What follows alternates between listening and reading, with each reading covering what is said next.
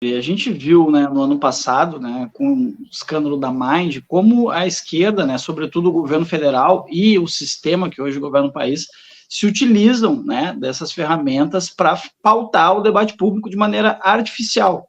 Isso, assim, é próprio da esquerda, até aí nenhuma novidade. A novidade, nesse caso, está em eles usarem a estrutura do governo para fazer uma comunicação político-partidária.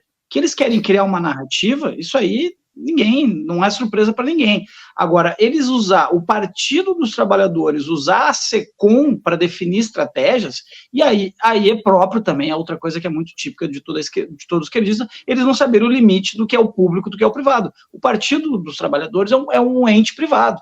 O governo federal é um ente público. Eles precisariam ser relembrados, né, desse limite entre o que é público e o que é privado. Obviamente, eles confundem, acham que é tudo deles. Então, assim, qual é o desespero o que demonstra isso, né? Que há um desespero muito grande porque eles não conseguem, ainda que a mídia tradicional esteja favorável, né, esteja recebendo para falar bem do governo, eles não conseguem mais convencer as pessoas, ou seja, eles continuam tendo os meios, né, de manipulação das massas, porém, eu diria que eles ainda têm os meios, mas não têm mais as mentes, eles não dominam mais as mentes das pessoas, porque as pessoas hoje têm, graças a Deus, a internet para se informar, têm canais como o Tio Atualizei News para se informar. Então, qual é a ideia? Bom, por um lado, vamos tentar regular as redes sociais, né, que é o nome bonitinho que eles dão para a censura, e de outro, vamos tentar pautar o debate.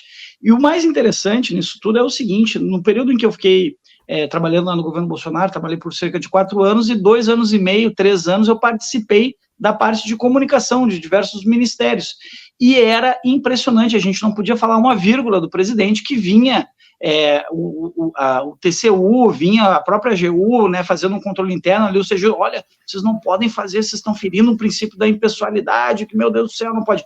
E agora é escancarado, é simplesmente escancarado. E eu não vejo nem TCU, nem a própria CGU fazendo o controle interno do governo federal, dizendo, olha, isso que vocês estão fazendo não pode, é ilegal. E mais do que isso, usando o Partido dos Trabalhadores para pautar o que o governo federal, né, porque afinal de contas o governo federal, em tese, é um governo de todos os brasileiros. É óbvio que ele não nos representa, mas ele deve satisfação a todos os brasileiros. Então vem o Partido dos Trabalhadores para definir a linha editorial do governo. É grave, mas não chega a ser necessariamente uma surpresa. Com certeza que aí não há surpresa nenhuma, né? E o que eu acho curioso é que antes se falava tanto em gabinete do ódio, um gabinete que nunca foi provado, porque obviamente não existia, né? Até porque supostamente eu participaria, né? Segundo as reportagens, segundo as acusações que vinham aí, as pseudo-reportagens, porque era uma coisa tão ridícula, uma coisa assim tão artificial, e nunca existiu nada, ao contrário, né? Muitas das vezes as pessoas reclamavam que a direita deveria conversar mais, deveria se organizar mais na hora de falar sobre as pautas, na hora de falar sobre algum assunto. Eu pessoalmente, não sei qual é a opinião do Gustavo, porque acho que a gente nunca conversamos nesse assunto, sobre esse assunto específico. Mas eu pessoalmente eu gosto desse certo caos que existe dentro da direita, na hora de que várias pessoas têm pontos de vista distintos sobre um assunto, porque para mim isso só revela que é orgânico.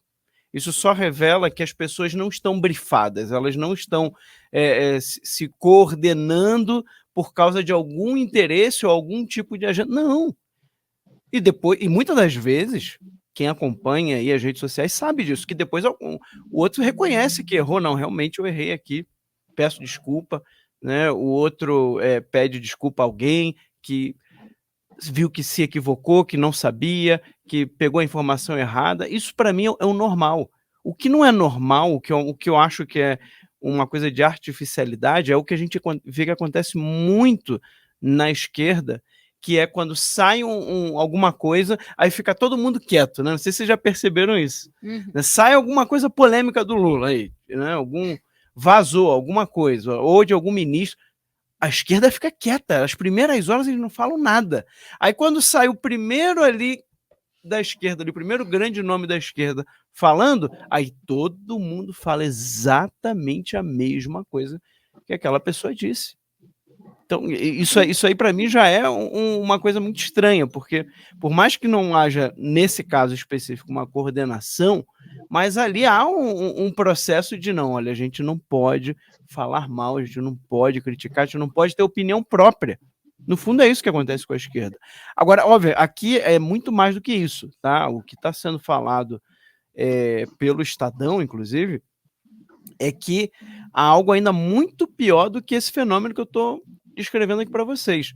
É um grupo da SECOM, é o Estadão que está falando, sou eu, que se reúne com equipes do Partido dos Trabalhadores, do PT, para definir as pautas do dia, ou seja, qual a narrativa que vai ser falada, o que se pode falar, o que não pode, quem a gente vai bater hoje, quem a gente não vai, e isso então seria repassado para vários influenciadores.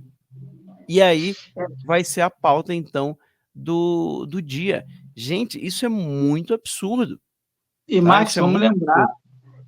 Vamos lembrar que assim, o inquérito das fake news, né, se a gente for olhar o embasamento do argumento base, né, do inquérito das fake news, é isso, era o uso de uma milícia digital que operava dentro do governo usando influenciadores nas redes sociais. Isso nunca existiu. Sim. E aí eu concordo contigo, essa questão dessa organicidade da direita, isso é próprio do ser conservador, porque o conservador, ele é um ser individual, ele é individualista, não no sentido do egoísmo, mas cada um sabe de si, ele não espera que um governante ou que algum líder faça, isso é próprio da esquerda, a esquerda que age um comportamento de manada.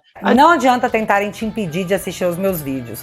Nós sempre vamos dar um jeitinho para que você fique por dentro de tudo que tá rolando. E agora você pode ter esse acesso a todos os meus conteúdos com o aplicativo da nossa família. Com o app do Te Atualizei, você vai ter acesso no seu celular a todos os conteúdos que eu faço para te atualizar com o rumo óbvio das coisas. Vai ser só um clique para você assistir a tudo isso aqui. Os meus vídeos exclusivos que eu faço no sofá, as edições especiais do News, o meu jornal semanal, documentários sobre temas de política, podcasts, entrevistas e muito mais.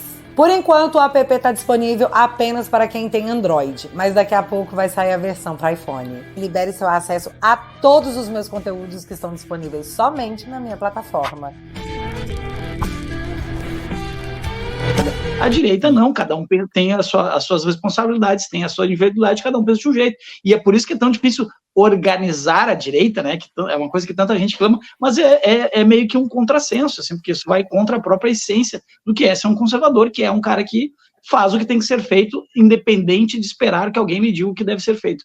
Agora, é grave quando a gente vê esse tipo de coisa, porque por muito menos do que isso, criou-se a alcunha do gabinete do ódio, eu concordo contigo, jamais existiu sequer perto disso, e a gente sabe, né, das pessoas, em tese, que integrariam tal gabinete, nunca teve absolutamente nada de ódio, existia, assim, uma mínima tentativa de organização para que houvesse a divulgação dos feitos do governo, que eram muitos, e que a imprensa, obviamente, não falava sobre o que estava acontecendo de bom no país, e por muito menos do que isso, criou-se esse arcabouço jurídico todo, essa inovação jurídica do inquérito, que não acaba nunca, tudo cabe ali dentro e segue, isso continua, e aí eu convido depois a nossa audiência para pesquisar a tese que o Alexandre de Moraes depositou lá na USP, que agora ele quer fazer um doutorado, e ele defende exatamente para defender a censura, que é óbvio que ele não dá esse nome, né, precisamos regular as redes sociais por conta do discurso de ódio e toda uma narrativa de uma milícia digital,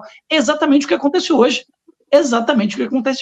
só que, de novo, como a imprensa tradicional perdeu o monopólio, né, de impor para a sociedade, por meio da teoria do agendamento, o que a sociedade vai falar, sobre o que ela vai falar, então eles precisam usar as redes sociais. Como eles não conseguem usar as redes sociais, porque as redes sociais, de novo, são as pessoas se manifestando ali, não é algo que vem de cima para baixo, então eles vão ter que regular. De outro lado, eles tentam regular e tentam definir o debate, o que vai ser debatido, o que vai ser pautado para a sociedade por meio dessa milícia digital. Aí sim, uma milícia digital admitida pelo próprio secretário de comunicação do PT. Né? Então, assim, o próprio Nilson está dizendo, não, realmente a gente se reúne toda manhã, o pessoal do Planalto, o pessoal da SECOM, ora, isso é máfia digital escancarada. Vamos ver se as responsabilizações vão ser as mesmas. Duvido, né? Mas é bom que isso fique exposto para que a gente saiba com quem a gente está lidando.